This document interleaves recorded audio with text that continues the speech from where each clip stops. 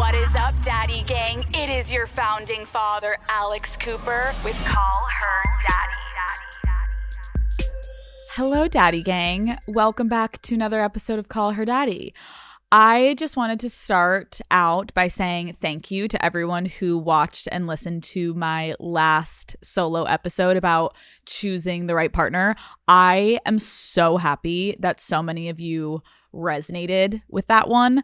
A lot of you also reached out to me saying that the episode made you realize that you are in fact not with the right person. I got a lot of DMs that started to sound very similar. Like, Alex, I don't think I'm with the right guy, but I'm also scared to lose this person. I'm scared to be alone. I don't want to go through with the breakup and have to start over and so on. And so first thing I want to do is validate you today, because I know that breakups firsthand are so hard and a really big deal. And it can sometimes, be easy for me to just sit here and joke around and be like, oh my God, bitch, dump him. We don't need him. He's not shit. He doesn't match your standards and he doesn't respect you and all this. But in reality, I do know that relationships are such a huge, huge part of our lives. And ending a long-term relationship is a very big decision. And it is extremely emotional and draining.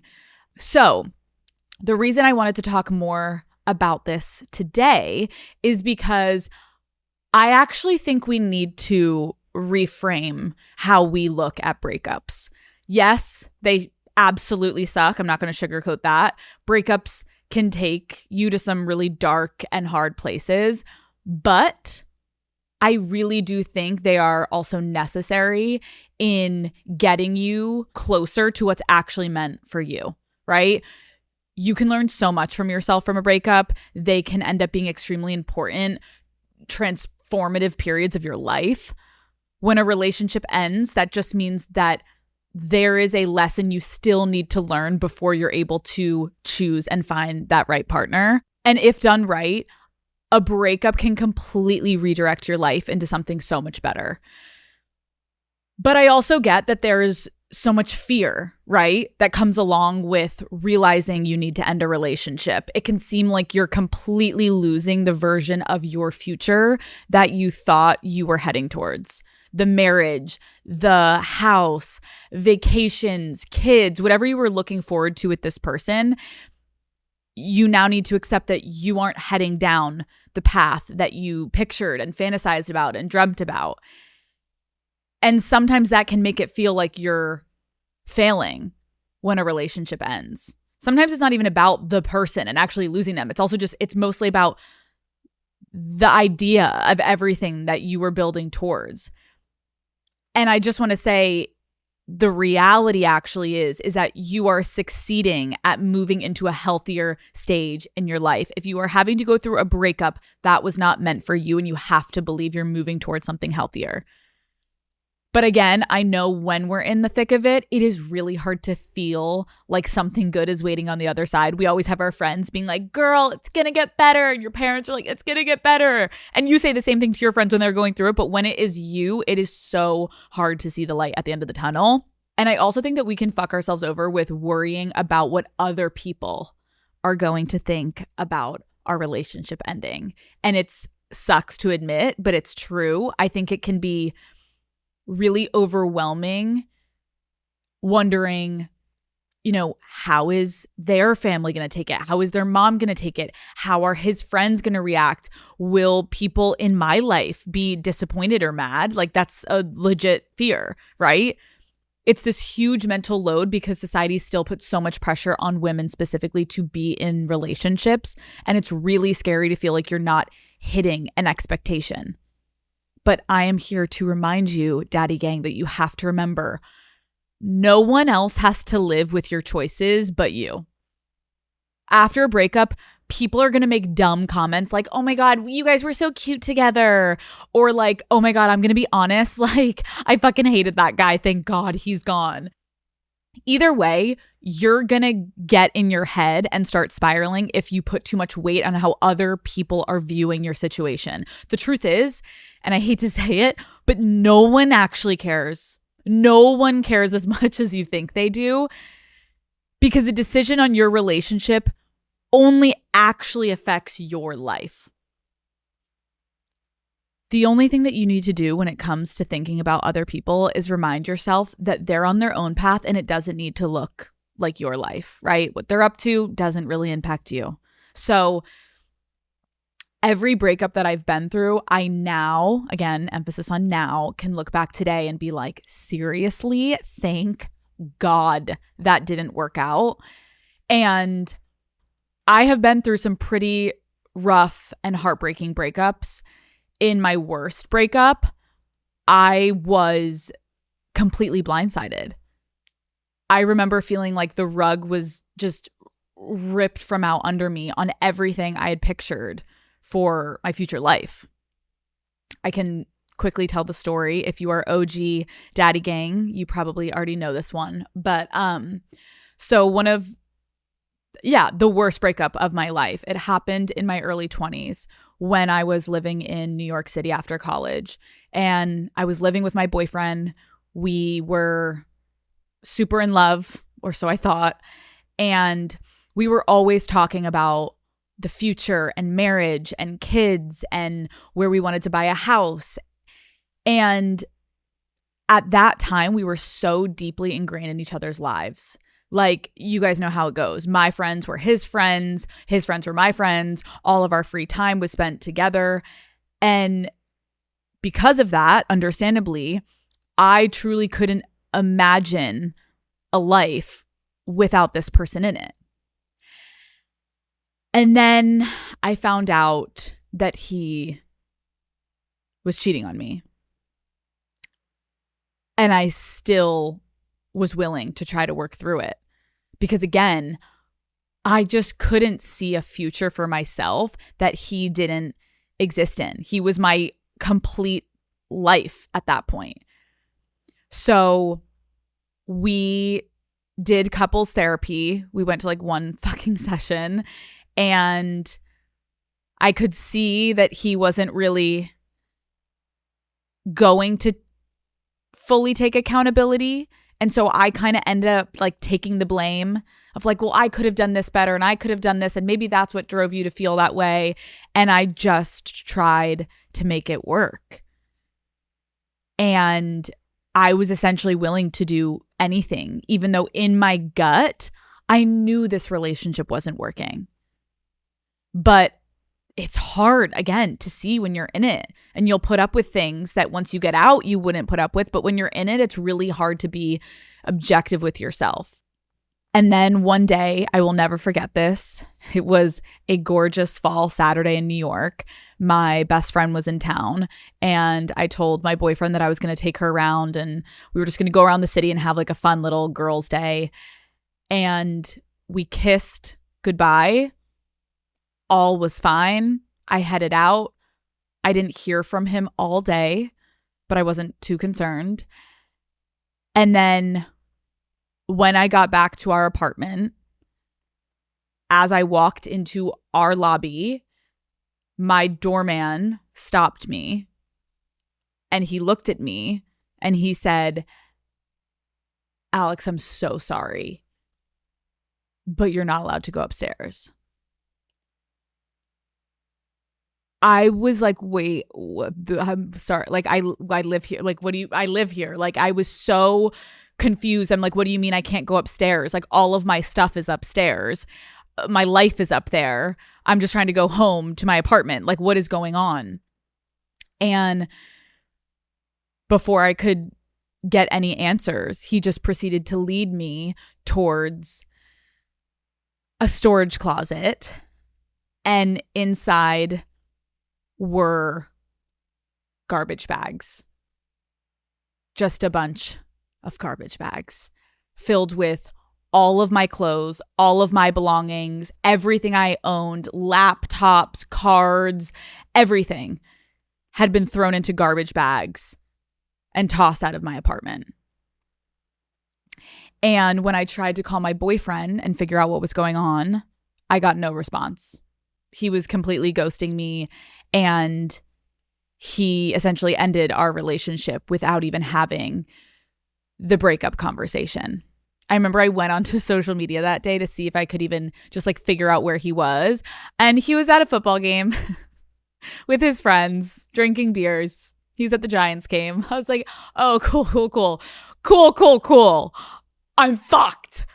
And I'm like sitting on the side of the road with garbage bags, calling my parents, like begging them to come pick me up and help me because I'm like, I don't know what to do. I literally, in that moment, remember tears coming down, but also feeling numb, but confused and scared and all the things. And I remember just like, I literally thought my life was fucking over.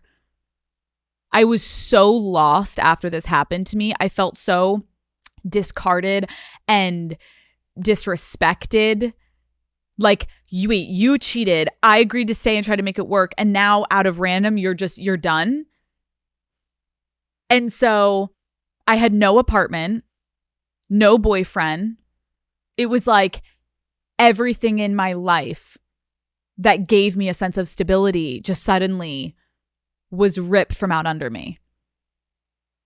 And it's so crazy to think now I'm sitting here almost 10 years later, and I am so grateful that all of that happened. Yes, I was heartbroken. I was embarrassed. I was devastated, but I was also forced to literally pick myself up off the side of the road, get my shit together, and really look at myself and look inward. After I got broken up with, I needed to figure out what I actually wanted out of life. And had this not happened, I probably would have continued trying to make it work with this guy and would have sacrificed parts of myself to just preserve what was left of the relationship. I know it wouldn't have lasted forever, right? But it probably could have kept going. And I felt, without a doubt, rock bottom, because I had completely merged my identity with this person. I was relying on this person. It had just gotten so toxic. And even though it felt rock bottom, I got through it. I got a shitty little apartment that I rented for a couple months off of Facebook Marketplace. I started figuring out what actually made me happy. And guess what that directly led me to? Right after that breakup, I went on to start Call Her Daddy. So like, if I really look back, I want to send all of those fuckers flowers that made that breakup happen and be like, kisses. Thank God. Thank you so fucking much. Like, getting dumped set me on a complete new path that changed my life for the better. In the moment, I was like, I actually feel like I'm going to die. And meanwhile, little did I fucking know. I didn't see any of that at the time. I wouldn't have believed that things were going to get better. My mom kept saying, it's going to get better. I was like, you don't get it. You don't get it.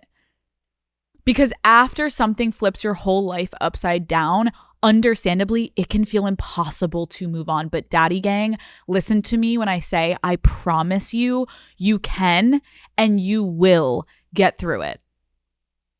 If you know your relationship is coming to an end, or maybe you're fresh out of a breakup and you're struggling with how to cope, this episode is about to be for you, okay?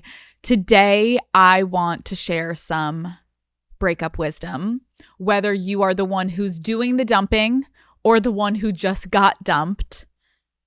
We've got you. What? We? Who's we? What are you talking about, Alex? I thought this was another solo. No, honey. We. I am not going to do this whole episode alone. There is one girl who has been by my side for all of my terrible breakups. And I have been there through all of hers. So Daddy Gang, make some motherfucking noise for Lauren. Hi, Lauren. Call Her Daddy is brought to you by Tinder. All right, let's talk about Tinder. Or better yet, let's talk about the early days euphoria that comes with having a new crush. the kind of crush where you've been maybe down bad, but in the best way, okay? You cannot stop thinking about them. Every single song reminds you of them, and you are making up scenarios about them in your head. There's kind of nothing better, right? Well, amazing news. That crush feeling is waiting for you on Tinder. Like literally right now, you have no idea what is out there unless you start looking. And Daddy Gang, the possibilities are endless. Once you have a crush, even the most mundane moments become beyond monumental. It is time to find the person who makes your entire day better by simply just texting you, hey, with a smiley face. You deserve it, okay? We all know there's no better feeling, and finding a new crush is easier than you think. Thanks to Tinder. Explore all of the possibilities for yourself. Tinder, it starts with a swipe. Download Tinder today. Okay, Lauren, welcome to Call Her Daddy. Thank you. I've never been invited to podcast in this studio before. I know. I think it's time. You deserve it. I've made it. This means literally nothing. We were just saying like, oh, I feel like this is a more serious topic, and let's really like do a full interview conversation style. Okay, yeah. So you heard my breakup story. Yeah. Every time you say it, it's always like, damn, like I forgot that happened. I know. And I can't believe that happened. And I was literally there for it. No, you guys, not only were you there for it, but I have it ingrained in my mind that when I was going through that breakup and I found that random, because this is before Lauren and I lived together, Mm-hmm. I found that like random spot that I got for 2 months, and I called you. You came over because you were living in New Jersey. Yeah, I was living in Hoboken. And she comes over, and all I have in this place that I rent for like get for the night is this like mattress on the floor. Yeah, because you were doing like a subletter situation with like random roommates. Yes. And I like roll up. We've got the mattress on the ground. And I remember Lauren's looking at me and she's like, let's go get a sandwich. And so we walk to this deli. We get a bunch of like shit food. We go back. We both like lay on my mattress and I just cry in your arms. I think that's what we did that night, though. That's all we did. We just slept and cried. And you were like, dear Alex. Meanwhile, you're like, who didn't see this one coming? But again, I think that's like the perspective of a friend versus the person in it, because you've been through breakups too. And it's like when the person is going through it, the friends in the back of their head are a little bit like, I knew this was coming most of the time. Yeah, but I wasn't saying that to you that night. At all. You were like, this is horrible. How dare he? Like, oh my God, I didn't see it coming. Totally. Like, I can't believe like you're probably so like, I was not telling you like, Alex, like you needed to get out. Like it was too early for that. No. And I think what's so weird about breakups is like,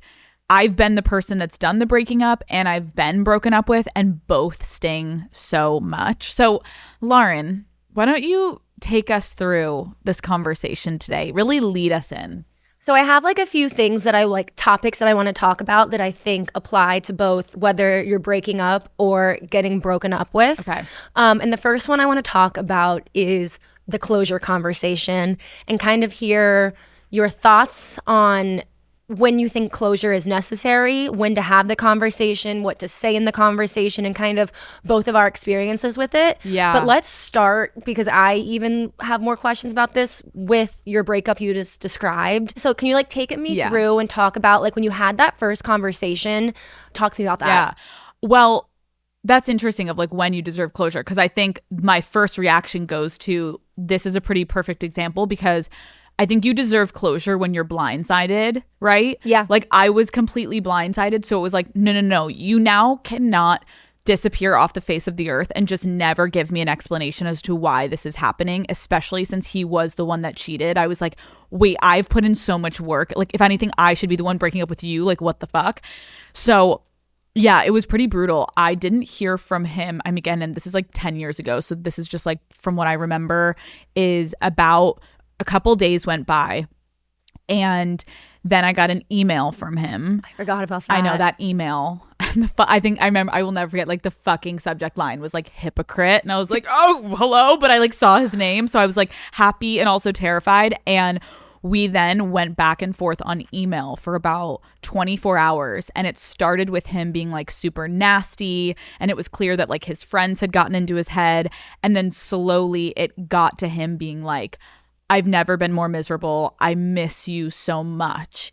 And that really fucked with my head, because as hard as a breakup is, for those 72 hours, I was slowly trying to, like I said, pick myself up off the side of the road and really start to like repair. I was in no way, shape, or form ready to completely be like, all right, I'm back on my feet.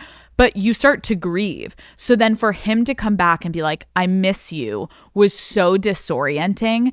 But I think I also clung to it because it felt like I don't know. It felt like, why wouldn't I take that, right? Like I was angry, but I also, when you're angry at the person that's breaking up with you, there's also a part of you that's like, but they also were the closest person to you in your life. So I was kind of like wanting to get That's what I was going to ask. In that first like conversation that you guys had going into that, were you hoping to get back together? I think I was just looking for some form of, I know this is fucked up to say, but like closure in the concept of like somewhat getting my power back. I felt so embarrassed and hurt that I felt like when he was telling me that he loved me, and like I remember him like texting me after we transitioned and he unblocked me, and we got back to texting. He was like, I'm still your person, right?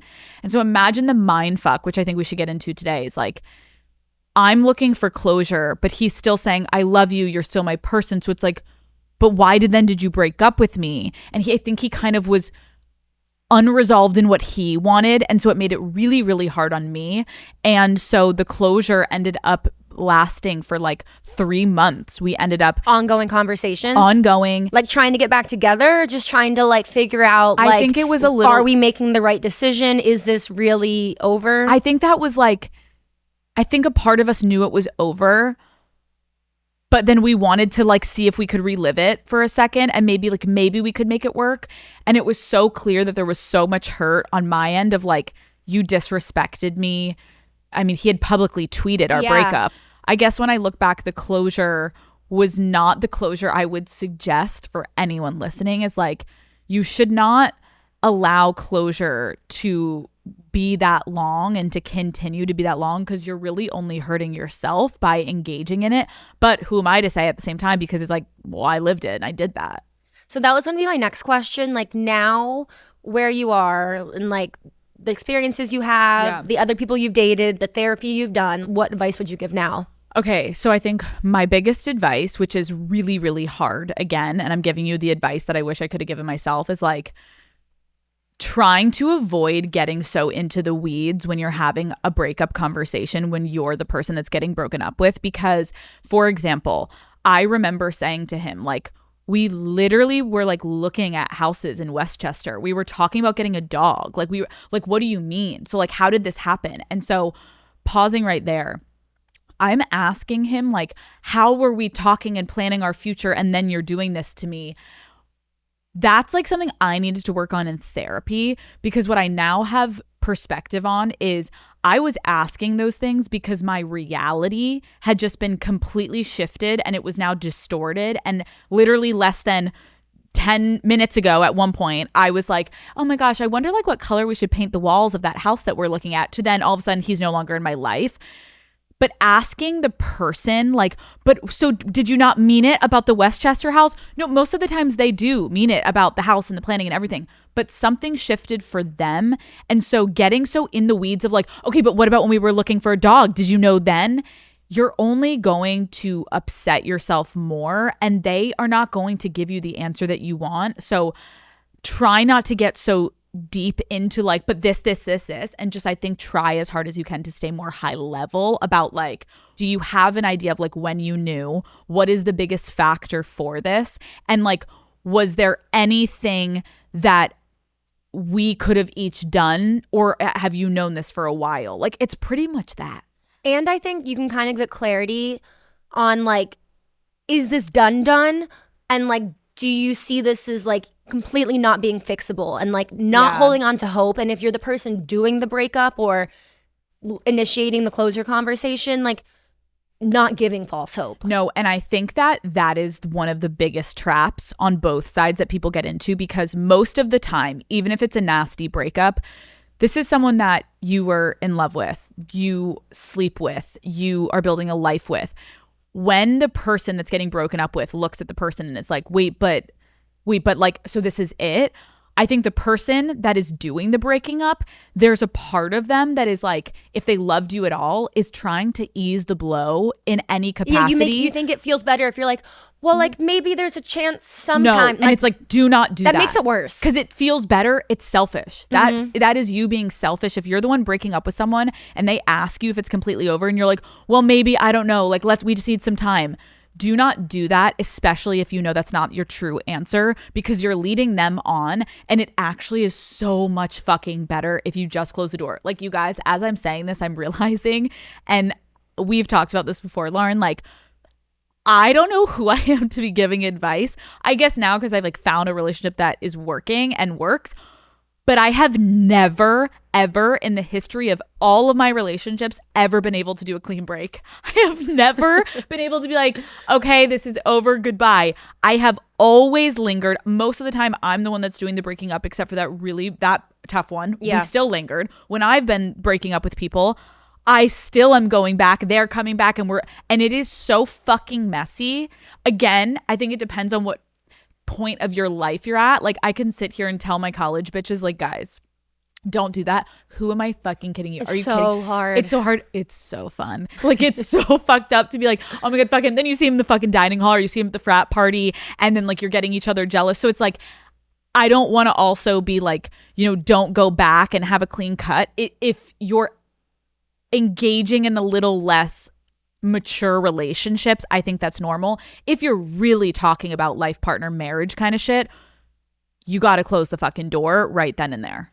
Kind of keeping on this like closure conversation. Well, why don't I turn the tables on you little bitch? Because Lauren, we lived a breakup of yours, and you've broken up with 2 people. I've ended 2 serious relationships. Yes, you've ended, and you've gotten better. That's so funny to say, like, you've gotten better at it. The first one I remember, Lauren's like going to break up. We had to call your mom that morning. I'm breaking up with my college boyfriend. We're living in New York City. And I'm like, look at me in the eyes. Not more than an hour, okay? I know that it's tempting because at that point you were like, he's going to be so blindsided and like, I need to really ease in. And I was like, not more than an hour. I'm not fucking kidding you. I think it's 5 hours later. I'm looking at your location being like, they're getting back together. They're getting back together, or something's happening. Talk to me about that breakup, of how you handled that conversation, and like any advice you have for people or like learnings you had from that. I think like my biggest thing that I went into that one with was I was going to lead with like, we were just going to sit down. I was just going to lead with the line, I'm sorry, I'm not in love with you and I'm breaking up with you. We practiced it so many times. And, like, I was even like, your face, okay, we like, add a I know little bit more emotion. She was like, literally, I remember telling Lauren, you have to let him know you're not in love with him anymore. And Lauren was like, okay, I'm not in love with you. And I'm like, Lauren, no. Lauren can be so like analytical, but I was like, no, like welt up a little tear. I'm like, Lauren. Well, the whole like thinking behind it was that like we weren't sure if I was going to get literally anything else across. So I'm like, I just need to like rip the Band-Aid off immediately and lead with that line. So it wasn't, why did we think that? I wasn't in therapy then. I don't know. I was kind of like avoidant. I don't know what we thought, but we were just like, I need to get in there, sit down, look him in the eyes and say, I'm sorry, I'm not in love with you and I'm breaking up with you. Wait, I'm literally listening to us and I'm like, that is horrible. We thought we were so locked in. We were like, rehearse it again. Wait, one more time. She's walking out the door. I'm like, one more time. She's like, I'm not in love with you. I'm like, oh man, it's gonna be great. That is not the way to approach a No, I was gonna say I breakup. actually have a different opinion on that now. Okay. Because one of the things I had So do I. One of the things I had written down was when you're breaking up with someone, can you say like, I still love you? Is that fucked up? And if you're getting broken up with, can you ask like, do you still love me? And if they say yes, like, okay, what does that mean? 2 things. Number 1, if you're getting broken up with, I will actually fucking punch you in the head. If you're like, but do you still love me? Shut the fuck up. Girl, take the fucking L and your pride. Okay, actually though, you feel that way? Lauren, what do you mean? If someone is like, I don't want to... Like, we've been dating for like 5 years and like, I thought we were about to get married and like, you're breaking up with me. I can't be like, so do you not love me anymore? Oh my God, I just said that. Do you see how crazy and delusional that is? It's like, does it matter? He's breaking up with you. Okay, so if you're getting broken up with, don't ask, do you still love me? It's so interesting. But if you're breaking up with someone, because now I have thoughts on this, but I'm gonna hear your thoughts first. If you're breaking up with someone, yes, can you say like, I still love you? Okay, first of all, I just want to be clear. Clearly, we haven't had the best track record with this. No, my second one was better. I spent thousands of dollars in therapy preparing for that breakup. Yeah, but still, we could have done better. We did plan that one. We're getting to that. But for this, I think I want to be clear. I'm saying don't do that. I'm not saying I haven't done it or I get it. It can happen if you're like, but do you still love me? Because I think it's a natural thing of like, maybe it's your only hope left of being like, wait, this part of this was real, right? Yeah. And again, that goes to the person getting broken up with. You're trying to find some semblance of like your reality and you're trying to ground yourself in like, I just got fucking whiplash out of this thing. This has been my life. Now it's not. Hold on. Give me one morsel of like hope that I wasn't fucking missing everything. And I'm not like crazy. Like, am I just like a dumbass blind? Like, yes. But to answer that, I think that it is not appropriate to say I'm still in love with you.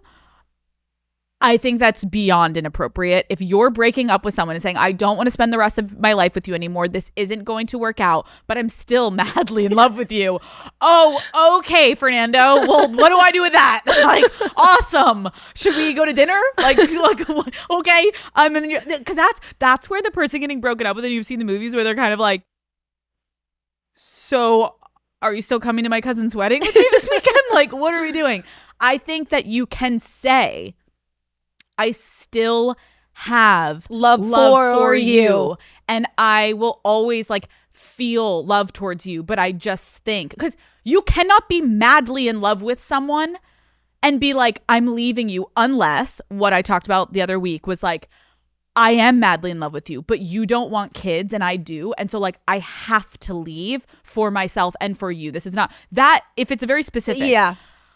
Babe, if you're just like, oh, it ain't working, but like so obsessed with you, like, where do we go? Do you disagree? You disagree. No, I agree. This is the evolution from breakup 1 to breakup 2 for me. Breakup 1, like, I wasn't in love with him. I still had love for him just because there was so much history there. And I think you said, I like, of course I still love you. No, for some reason in my head, we drilled it in that I have to go in there and say, I'm not in love with you. You were like, you disgust me. He's like, wait, what? You're like, I don't know. I just thought in my mind, it was like, if I even say like, I have love for you, like that's misleading. You know what I think it was? And this is why that one was really difficult, is because the length of it. Yes. 7 fucking years. I mean, that's longer than most marriages. I felt like I needed to like go in and be like, we outie. We fucking gone. I needed a hard break. So yeah, that's true. I think we thought he was going to like fight you a little bit on that. We were worried he was going to be like, Lauren, calm down, like hold on, and talk you lightly out of it in a way that you were like, oh, I'll fully get talked out of it. Yeah. I'll stay another year. Yeah. Because you would already guys, I'd already stayed 5 extra. I was gonna say, for context, we knew by about like year 2. Like, and then all of a sudden she's hitting year 7 and she's like, what's another year? So I was like, you will not get talked out of this. That's why I went down and laid the hammer down. Okay, so any learnings from that breakup? I think my breakup 1 was cold. Yeah, she was cold as ice. So breakup 2, I was in a very different place in life. I'd been through therapy. This was a much more mature relationship. Let's talk about this. So I think something I was thinking about the other day, like knowing we were going to like talk about this, when I was living with him and we were having these very like everything on the table conversations, acknowledging like, can we make this work? Is there compromise here? Are these differences too big to move forward? And when we were living together and like just in this house that we both lived in and that kind of represented like us trying to like have this adult relationship and like look to the future, I just like couldn't get myself to end it and like couldn't really picture ending it. And then we were going on tour for like tour 2 and I came out to LA to do rehearsals for like a few weeks with you, and like getting out of our shared space and kind of just having time away. And it was at the point where we were having those like every single night, those like exhausting conversations where you wake up like, I'm so like emotionally exhausted. Like I can't see straight. Like I don't even have the energy to like. You guys were it wasn't even like fighting. No, it was just like we were hitting such walls because we just wanted such different things. And I was just so emotionally exhausted and like also like confused that it took me like physically leaving our shared space and like, not that like I got to LA and you didn't like sit me down and be like, you need to leave or like anything like that. It was just, I think the act of like, which is my advice for people, if you're in something like I just described where you feel like you're in this cycle and like we just keep hitting the same dead end over and over and over and you have that gut feeling, you're just like, I know and I think, but you wake up and like you're kind of oscillating, like you go to sleep knowing you want to do it, then you wake up and you see him and you're like, but wait, do I? It just made like the world of difference getting out of our shared space, having a week away. And then I remember it. I woke up, we hadn't really talked about anything. I woke up, we sat at the breakfast table and I was just like, Alex, I need to end my relationship. And you were kind of like, wait, what? Yeah, I remember that too, because I remember where, again, we had gotten to that point where you were so drained.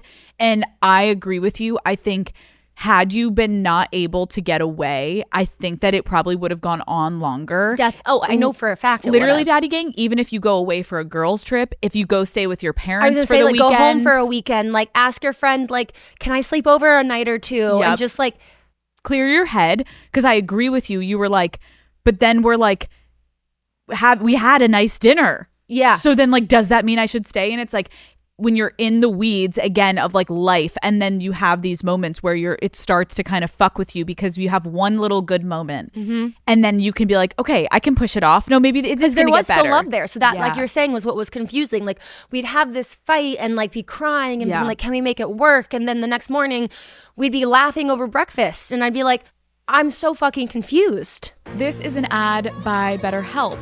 So one of my closest friends moved to New York a few months ago, and I kept meaning to call her to catch up on my drive home from work.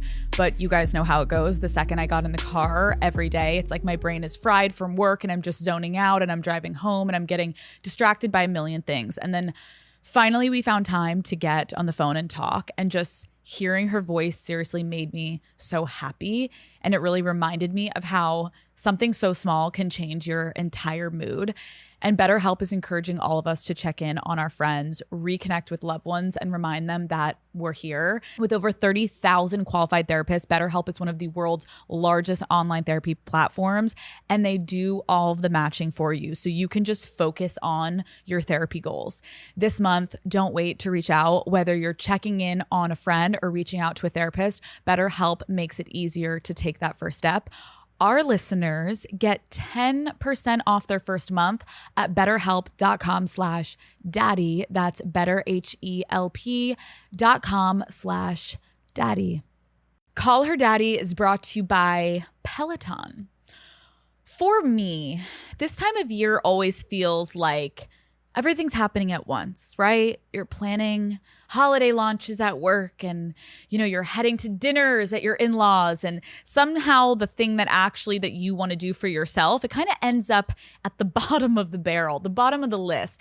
And that is where Peloton comes in, ladies and gentlemen. Their new cross-training Tread Plus is powered by Peloton IQ and designed to make working out feel manageable again, even when life is at its busiest, aka this time of year, right? Peloton IQ basically acts like your private trainer, helping you set your goals, find the right weight, tracks your movement, and even corrects your form. You never have to guess if you're doing it right anymore, and you can just focus on your workout instead. Thank God. And with the swivel screen, you can go from a 45-minute run to a 5-minute stretch in one quick spin. Whether I want to run, whether I'm lifting, or I just want to squeeze something in really quick before work or dinner, there's always a class that matches my mood. I don't get bored, and that's why I keep showing up. Plus, Peloton IQ builds personalized plans and class recommendations based on my goals, so I can stay on track and see results faster. Daddy Gang, let yourself run, lift, sculpt, push, and go. Explore the new Peloton cross-training Tread Plus at onepeloton.com. And so you do it on tour. Yeah. It went as good as it could go. Yeah. Now let's fast forward to closure.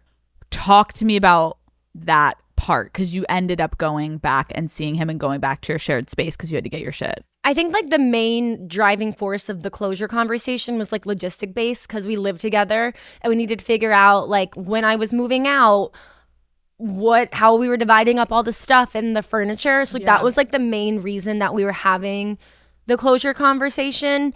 And I also kind of just like opened the floor and was like, you didn't ask a single question really during the breakup. So like if you need me to answer anything or explain anything during the closure conversation, like I'm open to do that. That's really nice. Most people wouldn't do that. That's really nice. Oh, thank you. Yeah. I mean, I cared about him. Totally. So I think overall, closure conversations, a lot of times I've learned, don't go in asking for the weeds. Don't ask all these you can ask a couple questions, but at the end of the day, most of the closure is going to come from within yourself. After closure, without a doubt, something that I failed at, but we should talk about now that I'm reformed, is no contact. Let's talk about no contact, Lauren. How are your thoughts on it? Have you been able to achieve it? Because we know I didn't. Tell me. I think if someone were to ask me and say, like, what if you can give one piece of a breakup advice, what would it be? Without a question, no contact. Yeah, I wish I could have done that ever. The self-restraint is impeccable over there. Oh, well, okay, I lied. So I did go no contact in theory, in the sense that like after the closure conversation, we like never texted. I didn't have social media at the time, so like I had that makes it so much easier. So I had no social media to follow him or anyone, and we like really didn't even have like a mutual friend. So like it was like no contact, and like I actually had like not the slightest clue what he was up to, except I did this one like slightly creepy thing that was like my like backdoor way into like a little bit of contact. You don't come off as a creep, so I'm ready for whatever this is about to be. I don't think I'm normally a creep. I think this was just like my one little thing that creeper like, mentality. Yeah. Okay. This was like my one thing where I kind of like looked back and I was like, whoa, whoa, whoa, whoa. I mean, breakups can make you go fucking crazy. Yeah. Okay, what did you do? So the year prior for Christmas, I got his parents one of those digital photo frames that you can control on the phone app. So I had the phone app for his parents' photo frame, and I still like had the login, was like Wi-Fi up to date, getting all the live time. So the photo frame app became like my social media, and I would just go in daily and see what photos the family were uploading to the family photo frame. I watched him go to a baseball game the week after we broke up. One of his little cousin's birthdays was a few weeks later, and they looked pretty happy there. And you're like waiting to see him pop up with a new girl. How long did you do this, Lauren? Just like a month. And then I was like, I need to delete this photo frame app. But I think they maybe caught on, because like you can like see like the little bubbles, like who's in the app, like who's logged into the photo frame. And I think they saw me in there, because they then like really slowed the ropes on like the amount of photos they were uploading. You fucking creeper. They're like, I mean, Lauren's in here every fucking day, 24 hours. That's gonna do it. That's creep. That's creep mentality, but I agree. That's like creeping on the family. Yeah. That's like a different level of creep. You're kind of like, what's your dad up to? And it's like, why do you care? I think that that's normal, though. Not that. To go on the person's photo, family photo frame. I think the curiosity, when you know someone's fucking family and have been to family dinners and functions, it's weird to just be like, okay, see you around, or I guess I won't. Like, it is an odd feeling to lose essentially this new community that you built into your life through this person. It's an extension of your life, and then it gets completely cut off. And every weekend you were going and seeing his family, and now they're gone. You kind of need to wean off, you know? And so no contact can be a little difficult, because when you go cold turkey, you can start to have like the jitters of like, oh my God, I think I'm like, it's too much. So I agree. I think social media plays that part. But my biggest advice for social media was, I remember when door number 3 and I, if you guys remember door number 3, we had a very serious relationship, and we ended so cordially, which is such a weird. It's almost harder. Oh, it's horrible. Yeah. And we had a really tough breakup because we were long distance and we decided it wasn't right. But then we continued to follow each other on social media because Thinking you could do it like amicably because there was no bad blood. Yes. And then I would see him post on his story. And every single time I saw his face pop up, I had either a negative or positive reaction. Some days I would be laying in bed and I would miss him. And then I'm seeing him on social and then I'm romanticizing and then I'm going through our DMs. Sometimes I would see it, but I'm on a date with another guy and I'm like, why am I looking at this shit? And so eventually I did unfollow him, and I knew it was the best decision, but it was really difficult because I think, as much as I hate to admit this, we all take social media followings and blockings like the fucking word of God. Like, people will be like, you unfollowed me? Like, or you're so fucking immature or whatever. That it's almost like a flex. Like, oh no, like we can still follow each other and be cordial. And it's like, please hear me, Daddy Gang, when I say I would rather you have your now ex get pissed at you temporarily to be like, you're so immature that you can't follow me, and then that be the one conversation and then you keep moving forward, rather than you stay following someone and you stay having to follow their life. And listen, you're all like, well, you can just mute the person. No. You can feel when you're following someone. Get this person out of your life. I so agree with that. I also think for no contact, something that I would put into the category of no contact, which is really, really, really, really hard, is I am someone who takes pride in the amount that I save things. And prior to being married, when I started Call Her Daddy, it was like almost validating for me that I had kept all of my exes and I conversation, all of our pictures, all of our screenshots. And then it was great content for Call Her Daddy. And I was like, I knew I needed this one day.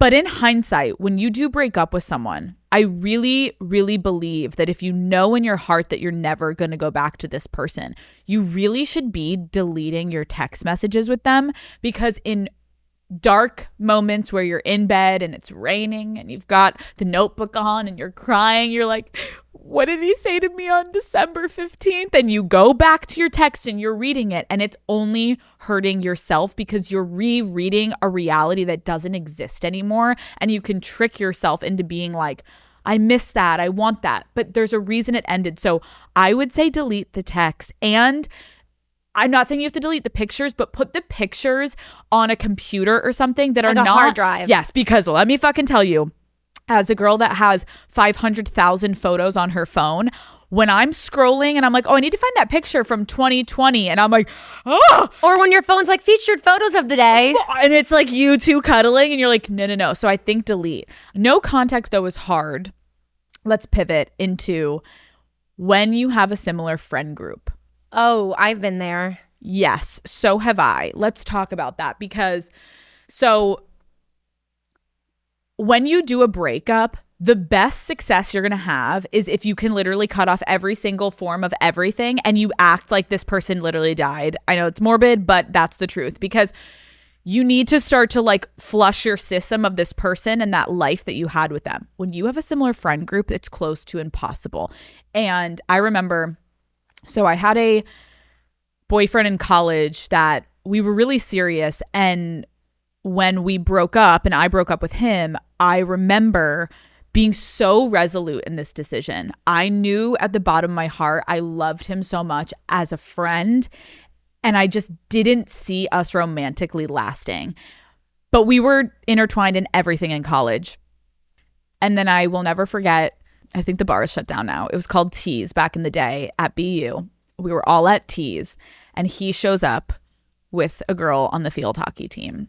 And I am like, what is he doing? And in my head, I'm like, he's still mine. Meanwhile, it's like, you broke up with him, Alex. Let him go. He's with this girl on the field hockey team. And I'm really not proud of this. After like my like third shot, I remember being like, I'm going to get him back tonight. And I was so immature. And I went up to him and I ruined his good thing. And I seduced him into coming back with me, and we had sex. And in the morning, I woke up being like, why did I do that? It was like my ego needed to like not let him go, even though I was the one who let him go. But the proximity of seeing him with another woman clouded my judgment so heavily in believing that I still wanted him. But really, it was just jealousy. And all of these things led to I hurt him because he woke up and he asked me, so what does this mean? And in my heart, I was like, fuck, this means nothing. And so having similar friend groups, I started to realize like I need to stop when I know he's going to that bar, go to a different fucking bar that night. The temporary annoyance of having to pivot with my friends to go to different places was worth me able to start to move on and him also being able to move on, more importantly. What is your friendship situation? My solution is, I think, a little unrealistic, so I'll also give some like realistic solutions. But when I broke up with my college boyfriend in New York, my whole New York friend group was our college friend group. Like we had like the most overlapping possible friend group, and that's when I moved. That's when I was like, you were like, I'm fucking outie, bitch. Oh yeah. So like, okay, yeah, to backtrack. She moves from New York to LA. Like, so that's when I sat down and I was like, hey, so I'm breaking up with you. I'm not in love with you. And in a week I'm moving to LA. He was like, are you going through an episode of something? Like I actually knew if I did not move, because our lives were so ingrained that like there's no chance that I would have stuck with the breakup. So yes, I know that everyone can't just break up with someone and pack up their life and move. I know that's not realistic, but I really do think if you share a friend group, you need to do like at least 1 month of, it's going to be annoying, but like being mindful of like, we're not going to go to the same things, and like asking your friends, asking people, do you know if he's going to be there? Sorry, can you find out if he's going to be there? Like, don't just like do the thing where you go and being like, I don't think he's going to be there, like knowing he probably will. And like, because every time you see them, it's just literally like setting you back. And I also think like, don't let it become an ego thing where it's like, well, these are my friends. Like he needs to be the one to not come. Like, no. And when alcohol is involved, oh my God, I just feel like every time you go out and you run into your ex and everyone's drinking, you're at bars or restaurants or whatever it be, really watch yourself. If you know you do have to randomly be in a situation where you're going to be with a recent ex, I think protect yourself from like, do not overindulge. Maybe don't drink that night, because the minute you hit that second drink, he may start to look nice again, or you're looking for a fight. It's going to go wrong. I agree with you though, Lauren. I think this is probably one of the hardest situations is when, I mean, even if you have a fucking coworker, that's also fucking horrible. Because when you go through a breakup, you're like, I want to lean into like the social element to like distract myself. So it's so much harder when you're like, oh, cool. Like now I have to like decide, like, is he going to be there? Am I going to be there? That's giving me less social opportunities. I do think though, something that I could give people advice for if you are in that situation with a friend group is being really open with your friends, because I do think sometimes when you are the person that you guys are both in the same friend group, you both broke up, everyone's kind of like, okay, we know you broke up, but like we're now not gonna like not go enjoy our Saturday night because you guys don't want us to all be together. But I think you can make that clear. Like, guys, I'm not asking you to pick sides. I just need you to help me because I want to navigate this like the most respectful way. Yes, that's what I'm saying. I think you need to have an honest conversation being like, guys, I know this is really annoying. Trust me, I didn't want this. Like, I really didn't want this. Like, I knew this had to happen for our relationship, but I didn't want this to impact the friend group. Unfortunately, this is my reality now, and I don't want this to fuck up your plans and everything. I just need you guys, if you don't mind, like, just help me out a little bit here in this transition. And I know it's annoying, and I love you guys so much. I think just giving your friends a little bit of that, like, just acknowledgement that you know this is not ideal. And you don't want them to pick sides. At all. Oh, you know what else this reminds me of? Kind of if you're navigating, I think if you're navigating a shared friend group, or you just have like a few mutual friends. Yeah. Don't do the thing where you start like sitting people down like, so do you know if he's going on any dates recently? Oh, like, God. Like, do you know what he's up to? Like you literally did? I wasn't going to throw that out there. You like rewind and zoom in on Lauren's face. She's like, don't do this. You literally go, oh my God, Alex calling me out. No, I didn't think you were going to call me out for that. I'm not gonna I didn't even think I told you about that. I know, sweetie. I will not specify when and where, but I don't, trust me, you're talking to the queen of the fucking crazy back in the day. Are you kidding me? I actually only have one mutual friend with my ex. Yeah. And like the odds that I see this person are so low. So I'm like, oh my God, the universe like Dude. just wants me to like corner this person and like grill them. Lauren, I'm like going to the bar and being like, you need another drink? You need another drink? I'm buying this like mutual friend like all of these drinks to get them sauced up and then grill them. And you're like, so what's going on? And meanwhile, it's like, that's also what's so fucked. And that's why you just have to get away from your ex, is because there's such an ego trip where like, I couldn't pay you to get back with this man. No. I couldn't pay you to even kiss this man ever again. You have no interest. I was just curious. It's the curiosity. I know. Like, I used to have memorized, like, grid for grid, row by row, some of the fucking bitches that were dating my exes. I'd be like, wait, why did you delete that picture? It's like from like 15 weeks ago. I'm like, where did the picture go? I was such a creep on creep, but I get it. And that's natural. So if you can indulge a little, but don't overdo it. Mm-hmm. Call Her Daddy is brought to you by T-Mobile. Okay, tell me why the holidays are so much better when you don't even have to leave the house. Like a blanket, wine, and something to watch, I'm in always. And as soon as November 1st hits, I'm turning on my favorite holiday movie without a doubt. Daddy Gang, you already know the one. She trades her LA house for this cute English cottage and meets the hottest guy who just happens to be single. And during these movie marathons, snacks are covered with perks that truly deliver. Honestly, the benefits with T-Mobile just keep adding up. The more we use it, the more we get out of it. And this holiday, you won't believe all that you'll get when you're with T-Mobile. I never have to worry about what to stream because my Magenta Status plan has me covered while I'm finding my next favorite rom-com on Netflix. They even have discount tickets for some of my favorite shows. So if I do leave the couch, it's worth it. T-Mobile keeps me covered wherever I am for whatever I need. Check it out at T-Mobile.com/Magenta Status. Qualifying plan required for streaming benefits. Terms apply. So, Daddy Gang, whether you have overlapping friend groups or not, one of my biggest pieces of advice is after a breakup, you have to switch up more than one thing from your routine. You just lost your girlfriend or your boyfriend. That is a big blow.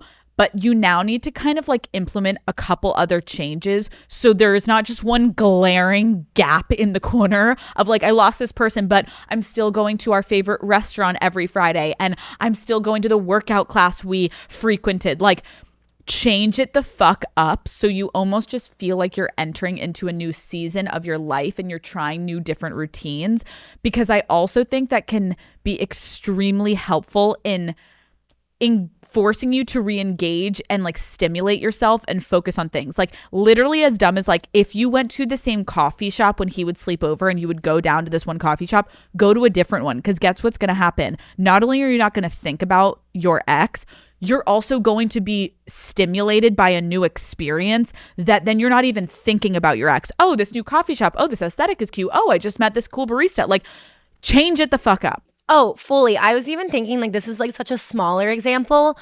But I changed my perfume because you know like how like scents can like you smell Take you something a time in like your life.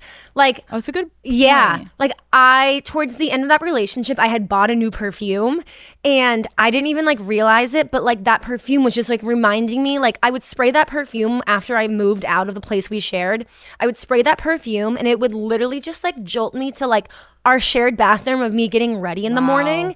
That's so, oh my God, I didn't, You know, that's neuroscience fact. no, that's like a really good point. Also, this was hard for me because you guys know I'm such a hoodie girl, but like I would always have hoodies from my exes. And I think a lot of times I would justify keeping them because I'd be like, oh, get the fuck rid of their stuff. Yeah. I know that sounds so simple, but I do think we hold on to little things. And like, again, as the lingerer, like I don't know if I've ever not gone back to an ex in my life. So I think if you're someone like me in that way, I think that we fuck ourselves by not getting rid of the hoodies, not getting rid of the text messages. Because why am I not deleting them? Because a part of me thinks, oh, I'm definitely going to get back with them at some point. Like with door number 3, we would end. And in my head, I'm like, I'll talk to him in 3 weeks. That's not healthy for anyone involved if you really want to move forward. So you got to kind of get rid of it all. Like restart some stuff. I think my final thing about redoing, making changes post breakup, I think it is definitely really hard if you shared a space and like you were living together. If you have the option, if like you guys are figuring out logistics and he's like, do you want the place or do you want, if you have the option, because I know like financially this is like a huge thing. So like you might not have the option. If you're trying to figure it out and you have the option, leave and start with a new place. If you don't and you guys break up and you are now living alone in your shared space, mix some things up, have some friends come over, do some rearranging, even if you just like feng shui, put the bed facing a different way, like go get a different pair of curtains, maybe put up a different piece of art, ask a friend if they want to trade some stuff with you, if you like you want to be financially like savvy. Go on Facebook Marketplace, just like as much as you can mix up if you have to stay in your shared space after, so like you're not just like constantly looking around. I think what we're saying is just like when you're going through a breakup, you're essentially going through with a withdrawal. So you want to limit the amount of constant reminders you have. Yeah. And my last point would be, because I know that there's probably a very, very just black and white line on you either recently got broken up with or you recently broke up with someone.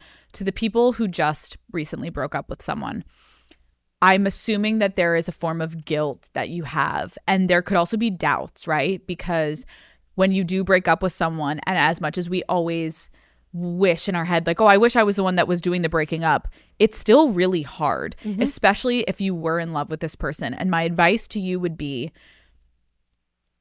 you did this person such a favor by being honest. And again, I get you probably are like, well, I could have done it a year ago. It doesn't matter. You did it. Breaking up with someone, especially because if you have people-pleasing tendencies, if there is an emotional, true connection, it is so fucking hard to let go of someone that you love, no matter what the circumstances. It's really fucking hard because it's really fucking rare to actually have like a genuine connection with someone. So I would say be proud of yourself, but also be proud of yourself for the other person as well, that you made a call that was hard, but in the long run, you're releasing that person and you're giving them the ability to now go find what will make them happy. And a lot of times I think when people are going to have to break up with someone, something that, I mean, we've discussed when you were doing it, where it was like, oh my God, it's going to hurt them so much. And it's going to, no, what would hurt them more is if they know that you are in a relationship when you're not 100% in it. If you're faking being with this person, don't stay with someone out of pity. Because yes, at first glance, that person would be like, wait, no, don't leave me. No. They will thank you in their head. It may not be tomorrow and it may not even be in a year, but eventually they will see, thank fucking God that person let me go. So you're fine. You did the right decision, because when you know, and you got to fucking do it. Then to the people that just got broken up with, and it kind of goes back to the beginning of this episode. You are, without a doubt, probably feeling like you are at one of the most devastating points of your life. You feel confused depending on how close you were to the ring and the house and the marriage and the kids. You can feel, especially as a woman, like, I would almost just rather go back to him than start over, because starting over actually, as we continue to get older as women, looks like a bigger and bigger and bigger fucking mountain to climb. And it feels almost close to impossible. That settling feels easier than starting fresh. And what I will say to that is, my best friend sitting across from me had the ring, had the idea of the house and all of it, and we had these conversations, and now she is entering this new chapter of her life. And we were literally sitting together last night over wine, and we were like, can you imagine if you stayed? Yes, we're both 31, and we were like, bitch, it guys, it changes in a couple fucking months. You will be back, you will find a new person, and you will be thanking yourself for having the strength to actually get out. It is the momentary discomfort that forces you to think, oh my God, maybe I should go back. Lean the fuck in. Everyone goes through it, you guys. Everyone goes through heartbreak. Everyone goes through breakups. You're not the only person that's had to deal with it. And prove to yourself you're strong enough to not just settle and accept something. Force yourself to go forward, because you're going to get something so much fucking better on the other end of it. Because That's where my best friend is right now. And I'm really fucking proud of you. So this is a heavy topic and it's not a fun topic, but it's also, it should start to, once you get out of the weeds of like the first like 4 months of a breakup, it is kind of a fun topic because it's also just like the beginning of something so new that's coming that you have no idea what's about to happen. And that is exciting. 3 months post breakup, the most common thing people were looking at me and saying was, I have never seen you look lighter, freer, or happier. And if you asked her 1 month after, even though she was the one that broke up, you were doubting yourself a little bit. You were wondering if you made the right decision. I was overwhelmed. We talked about, I was like, oh my God, I'm 30. I'm starting my life over. And now here you are. Better than ever. Don't let it be for nothing. Like my therapist used to say, every person that you date gets you one step closer to the person you're supposed to marry if you do it right. Because you're not just like having these past relationships and past experiences for like the hell of it and for companionship. Like take stuff away from all of them. Like let them be life experiences that inform the next person that you're going to be with. So Daddy Gang, if you are going through a breakup right now, please be nice to yourself and gentle with yourself. This is not something that you're going to wake up the next day and be able to just get over, especially again, if you were actually genuinely in an honest relationship where there was love. Like that shit's gonna fucking sting and it's gonna take a lot of time. And you may have moments where you regress, right? You may go on a date with someone and think that you're ready to date again, and then you end up crying at home because you miss your ex. This is all normal shit. But overall, all I can say is just be really, really fucking honest with yourself about what that was and what now you want in the future. And if you do that with yourself, any hiccups or whatever the fuck, have your friends and your family there for you, but you're going to be okay because we both have gone through kind of really fucking messy breakups. Some good, some really fucking bad. And look, one of them led me to start Call Her Daddy. Maybe you're about to start a fucking... I'm like, what did they lead me to? So much. To call her daddy. Because I wouldn't have moved with you to LA. Boom. They led us both to call her daddy. So what is it going to lead you to? I don't know. DM me and let me know. Maybe you're literally about to start a Fortune 500 company. Boom, bitch. Let's fucking go. Love you guys. And we will see you next Wednesday. Goodbye.